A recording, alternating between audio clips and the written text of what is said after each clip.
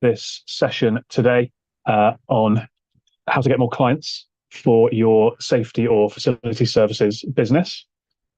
Going to start in a second, just let people keep on joining. Thanks for being with us wherever you are, whether you're on the Zoom or I'm actually streaming this in a couple of places as well, because there was a slight change of time this week and some people were a little bit confused, which was my fault. Normally this is at midday and today it's at 1. But we're going to be talking about how to get more clients for safety and facility services businesses. I'm going to unpack how I go about doing that and share with you my journey that I've been on, and talk a little bit as well about how you can work with me to implement that in your business if you think that could be of interest. I'm going to start just by sharing a bit about my personal story and how this ties into this topic. So if you cast your mind back to 2012, I live in London now. I lived in London then, not far from the Olympic Park, and it was in the build-up to the 2012 Olympics. The excitement in the air was palpable. This was a time before kids and even before marriage. So my wife, who was my girlfriend at the time, and I normally had pretty lazy Sundays. Those were the days. And we decided to go to this place called Columbia Road Flower Market. So you can see a photograph here. We picked up some flowers. We had a walk around along the canal. We had some nice lunch. And then we started to head back to our flats. We were driving. We parked up outside the Sainsbury's in Islington and parked up, locked the car, turned the corner to walk to the front of the store. And I was walking pretty much where this guy in this photograph with the blue jumper is. And that's the last thing I remember for several hours. A car had sped around that corner, we think accelerating through a red light, sort of lost control, mounted the curb, and ploughed into me. So that was me later on that afternoon. You can tell this was a good few years ago because of the lack of grey hairs on my head compared to what you'll see now. But you can see there a big bandage on my collarbone. I broke my collarbone on my left-hand side. I broke my wrist. I broke my ankle because obviously the impact was all on my left-hand side. So it could have been much worse, obviously, but it wasn't the best Sunday, it's fair to say. And ever since that day, as you'd expect, safety has been very, very personal to me. My business, which is called Slip Safe,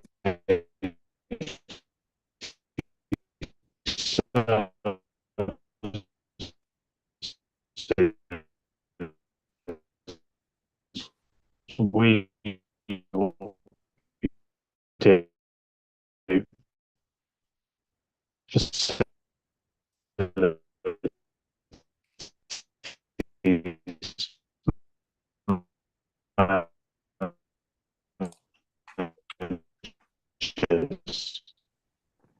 so that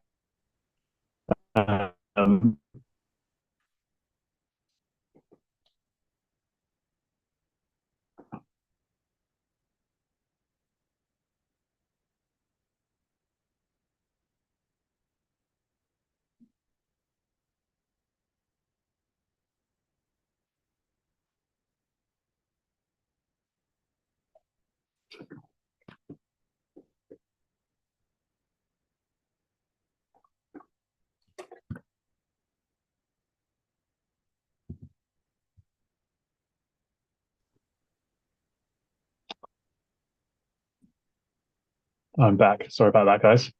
Must be unstable internet where I am. Let's hope that that hasn't caused too much damage. So my belief is that whether you are helping somebody who's a safety professional with whatever it is that you do, or whether you're helping somebody who's in the FM world with whatever it is that you do in your business.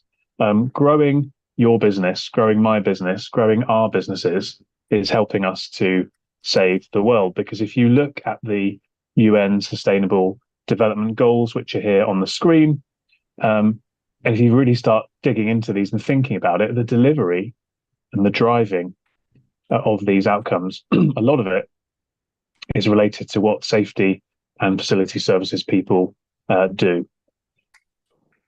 So if we can be better at selling our offers to these people and helping them to drive their businesses forward and to improve their own businesses, we are making the world a safer, cleaner, greener, more sustainable, and overall a better place. So my strong belief is that we owe it to ourselves, we owe it to our clients, we owe it to the world to be as good as we can be at selling what it is that we do, because that's how we can help to transform the world.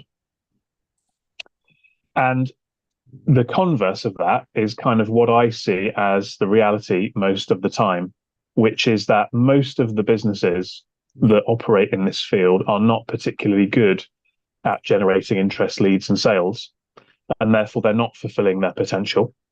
And like it says here, no sales means the world fails. So what we see is people who are technically very skilled, who are able to deliver huge amounts of value and solve really meaningful problems to their clients and their clients' customers and so on and so forth, and could really add value to the world. But you can only do that work if you can win that work. So this session is for you if you are somebody who sells a product or a service into a safety or FM related buyer. So that's the first thing. And secondly, this session's for you if you are keen, given what I've just said about the importance of this, to grow your business, and learn how to get momentum. And so if that's you, then you're in the right place.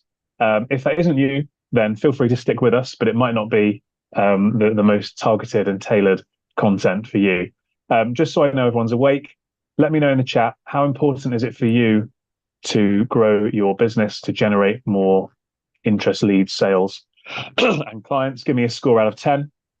I did some polls this week on LinkedIn, and 73% of people said, people who are leading safety or facility services businesses said that it was very important for them to generate interest, leads, and sales. So here's the structure. I'm going to talk a little bit about the background. So why is it that it's quite difficult to win business from safety and facilities professionals? I'm going to unpack the method that I've used, that I've developed, called the ILS method. I'll walk you through that step by step. And then at the end, I'm going to show you how you can implement this with me and a small group before Christmas. So as you're watching this, just think about, if you feel like this model could work for you, then there is an opportunity to work with me to put it into place in a matter of weeks, so that by Christmas, you have this machine whirring for you. So at the end, I'm going to talk to you about potentially joining an implementation group in a 7-week sprint. Implementation is everything in my experience. It's great to watch these sorts of webinars. It's great to read books. It's great to listen to podcasts. But the learning and the listening is not anywhere near as good as actually getting this stuff in place. This is the 4th time I've done a little group like this. There is a cost. It's just under £1,500. So bear that in mind as we're going through this. And if that's for you, we can talk about that towards the end. So I mentioned my business, Slip Safety Services. It started 5.5, nearly 6 years ago now, and it was all a bit of a rush. And so we didn't have a plan as such. It started with a blank sheet of paper. So from the perspective of client demand generation, we've gone through a huge process of trial and error. So we've done cold calling, we've done outsourced marketing, we've done um, uh, uh, cold LinkedIn messaging, we've done all sorts of things. Basically, we've done trial and error. I've spent tens of thousands on different courses, different books, invested lots of time, and basically been willing, ready, and able to try anything that works in different markets. And what I found is a lot of the stuff that people talk about doesn't work for these types of buyers. But I have now figured out an amalgamation of things that do work for them, which is what I'm going to be sharing with you soon. This has led to some great outcomes for me and the business. So we have developed a huge following online. We have got a leading podcast. We've won some awards. I get invited to speak. I've been quoted by the BBC when people are slipping over on the courts at Wimbledon. And most importantly, we've been able to grow our sales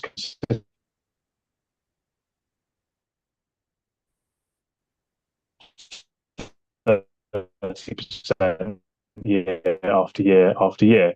So all of that stuff is great, but actually the bottom line are sales.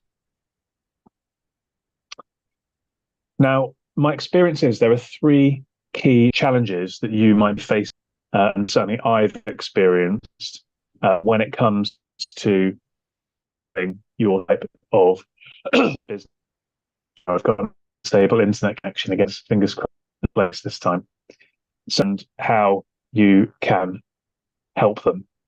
And effectively, you feel a bit like a best kept secret. That's because the types of people you need to be speaking with are very busy, priorities, and getting their attention is difficult. See, is that people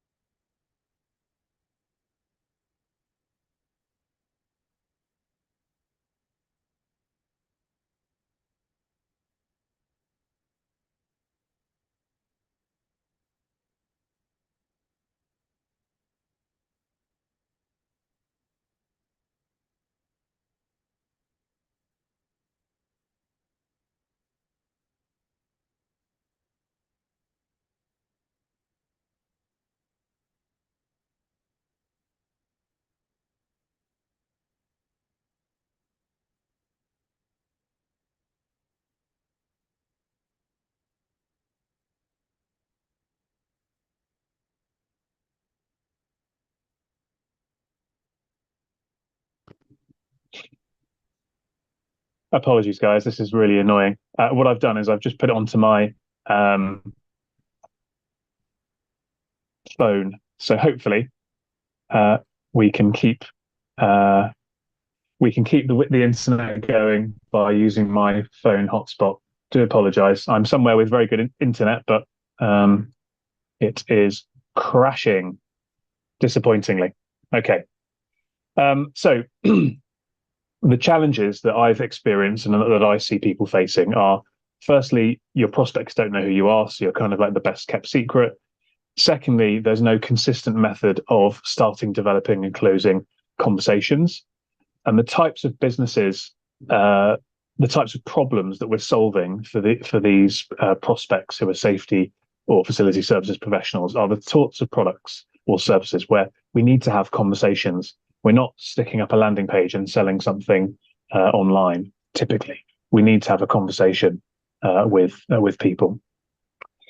And therefore, we're getting unpredictable and lumpy results. So not much certainty about sales outcomes. And the problem with that is if you don't know where your sales are coming from or how many sales are coming in, then you can't forecast your profit, your cash flow, and everything goes down the pan. So I've experienced these three things, and these are the challenges that in a lot of cases when I'm speaking to fellow business owners, they are suffering from. So what we need to flip that on its head is to achieve these three things. We have to be positioned and perceived as the obvious go-to choice. So whatever it is, our little niche that we work in, we need to be seen as the go-to person in that area. We need to have an elegant, simple set of steps that the buyer can go through, because it's all about the buyer. It's not about us, it's about the buyer and making it seamless and simple for them. And we don't want to be doing pushy sales. And then we need to build a systemized way of producing results. So we need to know that we can turn the crank and put more in and therefore get more out with predictability. And that's where we need to get to. If we have these three things in place, we're getting interest, leads, and sales consistently. We're able to get more clients. We're able to grow our business in a predictable way. So is there a way to achieve these three outcomes for our types of businesses? After many years, I've figured out a way of doing this. And these are the three principles that I keep in mind. The first thing is we need to have interactions, and interactions create interest. Then we need to create a series of logical next steps, and that's how I know exactly how you feel. And that's how we generate leads. And then we need to have a mindset of service, and that is how we end up closing sales. And those three principles are the overarching concept behind the model that I use day in, day out, week in, week out, month in, month out. So you can see here we've got three sections: interactions, logical next steps, service. We have three drivers for each section. And so it's a 9-step model in very simple terms. Just going to check that everything, Wi-Fi seems to be still okay. So I'm going to walk you through this model. And this is exactly what we will be implementing in the sprint, if that might be of interest to you.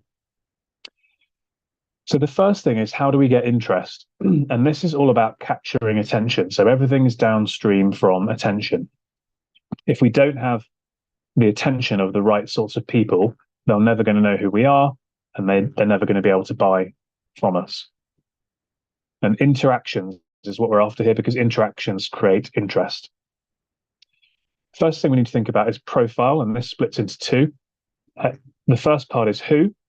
So who is it that we're trying to get in front of? Who is it that we're trying to create interactions and relationships with? And we need to think about the demographic of these people and the psychographic. Look at my business. I can quite easily identify facilities managers, safety managers. Let's say I wanted to have a push of London area in businesses of over 5,000 people. That's very easy to come up with a target range of individuals. But actually, what if within those people, half of them don't believe that slips, trips, and falls are that important? Well, I'd be wasting my time with those people psychographically. So we need to think about both of these things.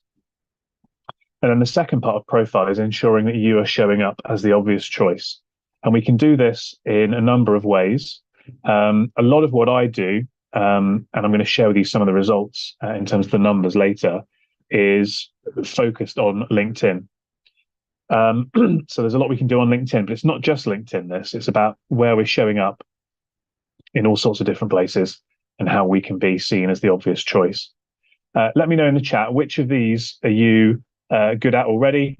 Which of these two you're comfortable with? Which do you feel you maybe need a little bit of help with? So if we think about just LinkedIn, there are a few things here that we can do very quickly to make a difference. We can change the URL. We can put a banner in place. We can change our profile photograph.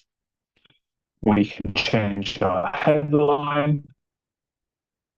We can add creator mode and therefore associate ourselves with certain hashtags of some kind. All of these things are very quick and easy steps, if done properly, that will help to position you in the right place and make sure that your LinkedIn profile is not a CV, because a CV is designed to get a job, but it's more like a landing page designed to be attractive to the right sorts of people. But as I say, it's not just about LinkedIn. So we need to think about your website, any content you're producing, other social media platforms, your reputation, how you're presenting yourself, how you act in in meetings as well. All of these things are part of what falls under profile. The next key pillar to me is content, and there is some research around this. So Google did some research which showed that for somebody to buy something, they need to have 11 interactions with the person or organization that they're going to be buying from. There's other research which shows that in order to feel like you know, like, and trust someone, you need to spend about 7 hours with them. And there's another piece of research which suggests that the more different types of interaction you have with people, and 4 is a good number, that you've got a greater chance of building that relationship. So content enables you to start racking up these interactions with people and building the hours, logging the hours with people that they need to be open to having a conversation with you. I think of content like a content sandwich. So we need to have different types and flavors and layers of content. I use a scheduling tool for that. So I produce different types of content in categories, and then it gets scheduled and sent out automatically on different places at different times of the day, etc. And bear in mind that I talk about slips, trips, and falls. It's not the most thrilling subject, it's fair to say, but you can see here that it is possible, even talking about something like that, to get millions and millions of views on your profile. So that is nearly 3 million views from people who are racking up that time with me and becoming closer and closer to be open to having a conversation with me. And that can be achieved by you as well, because what you do is probably much more interesting than slips, trips, and falls. So in content, we need to think about having 3 types of content. We need content about know, content about like, and content about trust. That's how I structure the content that I produce. And the third thing we need to think about within generating interest is the act of reaching out to people, making that effort, being the first person to start that conversation. There was a film called Field of Dreams, and it said, if you build it, they'll come. That isn't my experience, because remember, the people we're wanting to do business with are very busy, very stretched, very stressed. They don't have the time to come to us. We need to be the ones going out to them. 2 strategies or 2 thoughts I think about with this. The first thing is to find the red apple. What I mean by that is, if you're a green apple and you're used to talking to other green apples, and all of a sudden a red apple turns up, what are you going to speak to that red apple about? You're going to start asking it questions about what it's like to be a red apple rather than a green apple. So that's something unique and interesting about that apple. Use that analogy for the person that you're trying to start a conversation with. Find something interesting and unique about them and ask them a genuine question about it, and they will feel compelled to reply. And the second principle is just don't be weird. So you will have had this. I've had it loads. People connect with you on LinkedIn, and then within a day, they send you like War and Peace pitch about, we do this, we do that. We were founded in 1990 and we're the leading this. And I call that pitch slapping. And that's something you'd never do in real life. So don't do that on social media. Don't do that on email. Don't do that when you are phoning people up. Make it about them. So that's how we start to generate interactions and therefore interest. The next thing is to put in place some logical next steps, which can translate into leads. And there are three key parts of this that I have found work well for our type of audience. And the principle here is we're trying to give people light bulb moments. We're trying to give people insights that make their brains click into gear and figure out, actually, I might need this. So the first thing is I call it a value bundle. It's actually a range of things. You use test and trial different types, but it's a PDF, checklist, a video, an ebook. It's something that's a free resource that gives insights and, really importantly, allows somebody to show intent. Consider my business. If I did a document PDF and it said it was the 13 things that every safety manager needs to know to stop slip, trip, and fall accidents in their building, anybody that downloaded that PDF, anybody that expressed an interest in that PDF is showing themselves to be a lead because they've got an intent around what it is that we're able to help them with. But if I put something out there that was, the 12 things that every safety manager needs to think about safety culture, that doesn't have intent for my business.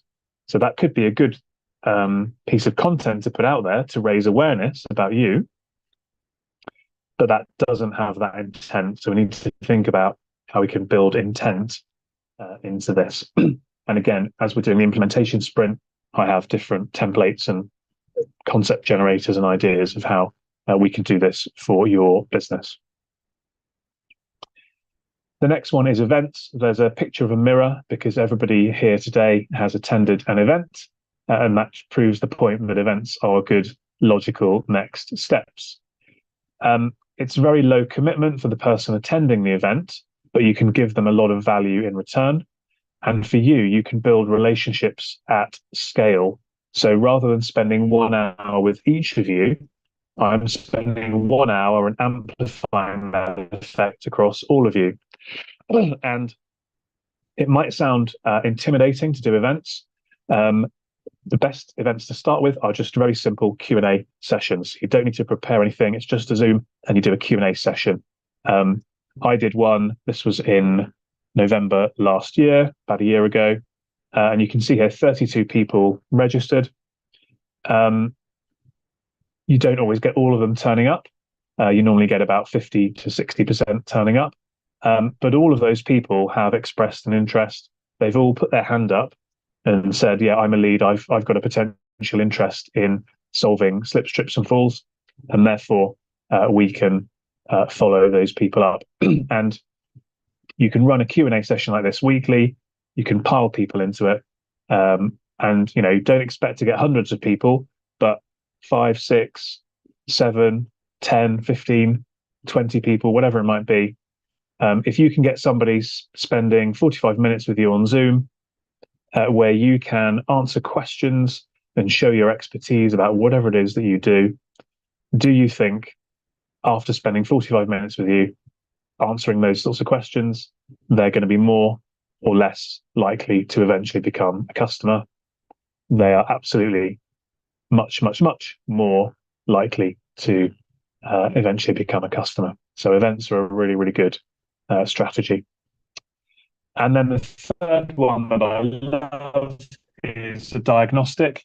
So this is kind of like an online quiz, but you, rather than just somebody answering the quiz and it says thanks a lot, there's a tool that I use and they answer the questions and then they get scores, and they can get an overall score or they can get different categories of score. I've got one called the Slip Prevention Scorecard, and Jonathan here took the scorecard, and these were his scores. And I've obviously blurred his details out, so you don't know who he works for. But after having taken this scorecard, you can follow the person up and say, oh, hey, Jonathan, thanks for taking the scorecard. I saw you scored 64% overall, which is really good. But I did notice there are a couple of areas that you could improve. Would you be interested to improve your score? And everyone always answers yes, because it's their data and they have self-diagnosed themselves, and therefore they can't argue with the data. Rather than us telling them they've got a problem, they've identified they've got a problem. And B, human nature is such that we always want to be doing better. So this is a fantastic way of adding a lot of value, giving those insights, and having some really meaningful conversations. And the great thing about this from your perspective is you've then got huge amounts of data, so you know exactly what situation this person is in and how you best can help them. So let me know in the chat, which of these three logical next steps, lead systems, do you think would work best for you? Would love to know which you think would be best for you.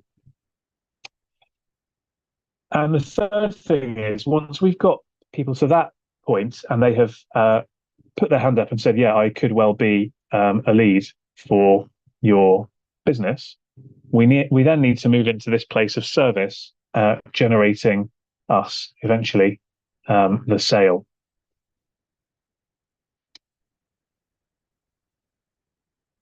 And the principle here is that real artists ship. What I mean by that is you can love your art, you can love your business, you can love the technicality of what it is that you do. Actually, if you're not selling it, if you're not commercializing it, if you're not getting invoices raised and payments made into your bank account, then it's not really a business. Three really powerful things to do in this area. First thing is to have what I call a taster product. So think of it this way. So far, everything's been free. Your core product or service might cost $2 grand, $5 grand, 10 grand, 100 grand, whatever it is. To go from free to, let's say, 5 to 10K is quite a big jump. But can you think about positioning something between free and a lot, which builds the relationship further, adds extra value, allows you to get onto the payment system at a price point that is easy to say yes to. And so in my business, a slip test does this. It ticks all of those boxes. It's 500 quid, which is an amount that people can say yes to without having to get approval. The client gets a huge amount of value because we're doing this scientific testing and we give them a really nice report and some insights and recommendations. It builds that relationship. So having a taster product is a really great strategy and something that we work on within the implementation sprint. Following up, the fortune is in the follow-up, is the saying. And here's the data. 48% of people give up after the first contact.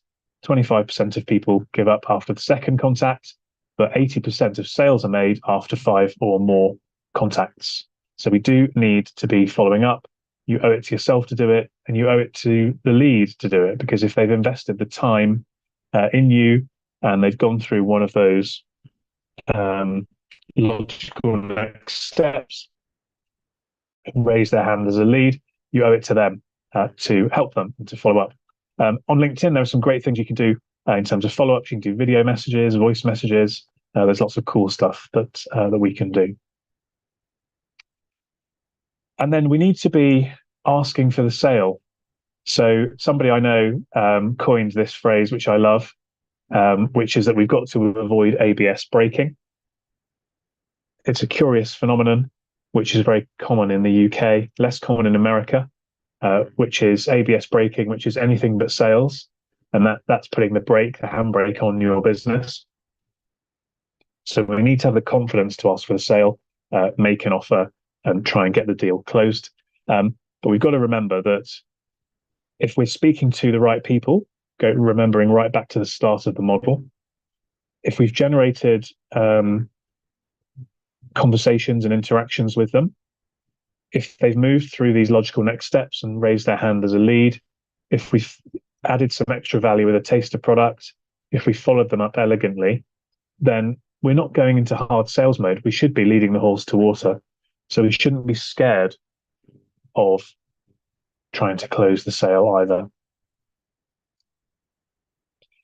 So that's a walkthrough of the model, the ILS model, or the method. It is systemized, it's predictable, it's very repeatable, it's hands-off once you've set it up. It's very scalable. We use AI and tech to enable it and supercharge it. It's proven to work for safety and FM buyers, and you can implement it very quickly and get version 1 up and running in a matter of weeks. Now, it's important to think about this question because if the method resonates with you, the question you're going to be asking yourself is, well, if I do this, what am I going to get out of the end of it? And what is that worth to me as a business? So do this calculation for yourself. But this is some data from previous clients that I've worked with, and I've worked with about 30 odd companies now on this system. So the question is, what is 10 leads worth to you? So on average, 10 leads in this sort of space will lead to 5 proposals or quotations going out. Of those 5, 2 of them will lead to a sale. Average sale price, 2.5K. So 10 leads a week, if you do that maths, leads to 5 proposals, 2 sales, and 5K a week of sales. So it's really important to understand what your number is here. Feel free to share it if you're happy to in the chat. But the reason I ask about 10 leads a week is that if you come and work with me and this small group doing the implementation, there is a money back guarantee about 10 leads a week. So if you implement everything and you're not getting 10 leads a week, then you get your money back because we know that it works. We've done it now with enough people. So the question is, what is 10 leads a week worth for you, really? Putting in place this model, and obviously I've been doing this for some time now, so this is not something you're going to get straight away. But for me, in my business, mostly through LinkedIn, we get 50 leads a week or more on average from this system. So that's through content, where people see content and send me a message and will give us a call. It's outreach, where we're proactively starting conversations. It's through the value bundles, the events, the diagnostics. So 50 leads a week is what we're getting through this system. So would that make a meaningful difference to you in your business? Would 50 leads a week, building up to that, would that be a meaningful difference? If it would, type 100% in the chat, because I'm always interested to know where people are at. Obviously, if you're selling Biro pens, you need a hell of a lot more than 50 leads a week, because you probably need to be selling tens or hundreds of thousands of those a week to make enough money. But for many businesses, even 10 leads a week would make a massive difference. So why am I doing this? Lots of people ask me this because they think, oh, are you moving away from slip safety? Absolutely not. Three big reasons, really, and I alluded to this at the start. Safety and facilities management is a sector in which most supplier businesses are very poor at influencing and sharing their value. And so my belief is that this method of ILS is needed. And as I said at the start, it's helpful to businesses and society. So I think it's a good thing to be sharing these ideas and encouraging people to do more. Secondly, hopefully it's come through in spite of the internet problems. I'm really passionate about this subject, just like I am for my topic of slip prevention. And I believe I'm well placed to help people because I've walked the path. I'm still walking the path, but I have worked hard to develop this system. And essentially, doing this is helpful to my business as well as me. It's also helpful to your businesses and to other people's businesses. And therefore, to me, this is a valuable thing to do. that is pushing us on to make the world a better place, thinking back to those sustainable development goals. So, any questions, any comments? Let me know in the chat. If not, then I will move on to talk about how we could work together to implement this in your business before Christmas.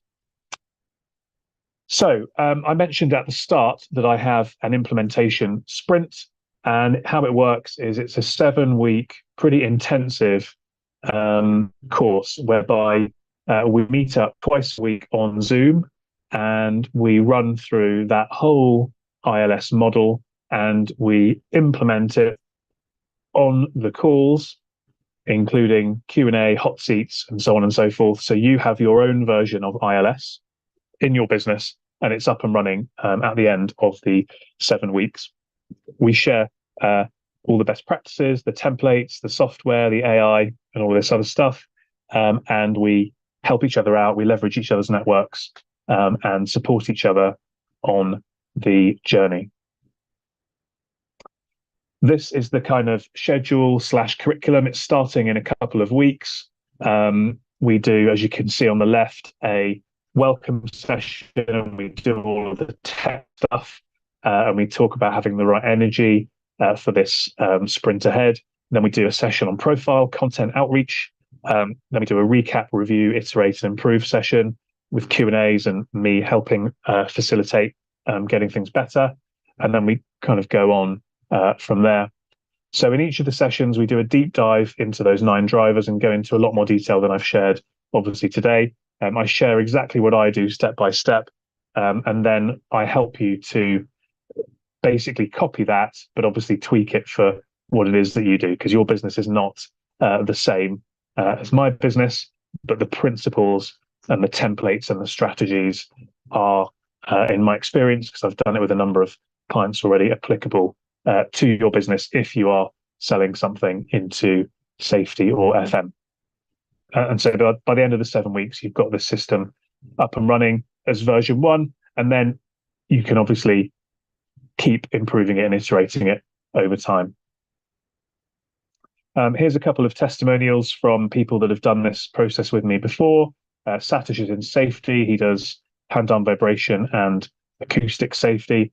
Russell is in FM. He sells cleaning machinery and consumables. So we're starting on the 7th of November. We're limiting it to 20 people so that everybody can get the time to ask questions and so on. There are 3 options to take part. To secure your slot, it's a £47 deposit, and then you can either pay £1,450 up front, so that makes the total cost £1,497, or you can pay in 3 installments of £547 or 6 installments of £297. It does cost a little bit more to spread the payments. So the cheapest way is paying up front, but we wanted to make it accessible so that the cash shouldn't be a barrier. The second reason that the cash shouldn't be a barrier is that, and this is the first time we've done this for this group, we've also got a money back guarantee. So if you implement the system and you put in place everything that we teach you, and you're not getting 10 leads per week by January, then you can get your money back. Now, obviously, if you sign up and you pay and then you don't attend the workshops and you don't implement any of the stuff, then you can't come sort of crying and saying, oh, I want my money back. But if you genuinely put the time and effort in and do what I teach, I know it works because I've done it so many times now. And so, again, to give that extra security, we, as well as spreading the payments potentially, we're doing the money back guarantee as well. So it should be, if you're interested in growing your business, a pretty risk-free investment. So summing up, do you want more business? Could you see how this ILS method could work for you? Would you like to implement it quickly and with certainty and with my help doing it? And key question, is the investment of 1497 recoverable in not that many sales? Again, if you're selling biros, this isn't for you. If the answer to those questions is yes, then I would say let's work together, let's get involved in the sprint and join us. And obviously, remember, if you don't get the results, then you get your money back anyway. If the answer to those questions is no, then I would hope at least that you've enjoyed the session and you've learned something of value. Next steps. If you are interested, let me know in the chat. Either type interested, send me a DM, or email me. If you're not interested, let me know, because I talked about following up and the importance of that, so I will follow you up. If I'm wasting my time and I'm wasting your time, then I'd rather just know. If it's not for you, then that's fine. But if you could be interested, let me know and I can send you some more information. So summing up then, whether we work together on this or not, and if you tick those boxes, then I recommend that we should. But if not, then no problem. Hopefully what you've got from today is some insights that it's possible to have confidence, consistency, and certainty about generating interest leads, sales, about getting new clients and growing your business. So that's it from me. Again, do let me know in the comments, in the chat, DM, email, phone me, text me, whatever it is. If it's worth a chat to see, to learn a bit more about joining, if you like the idea of it, then let me know. Equally, if not, let me know as well. Happy to take any final questions that anybody might have. I'll give it a second. Just to monitor the chat, etc. Thanks, Suzanne.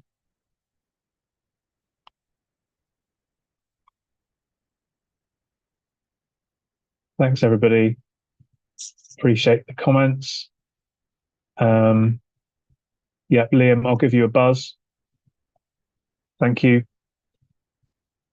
Good stuff. All right, look, I'm gonna. There's no more questions, it seems like. So thank you again for joining. Have a think. Let me know. We'd love to have you on board and see if we can set you up for success in 2024 with lots of interest leads and sales by putting in place this proven system. Thanks very much, everyone.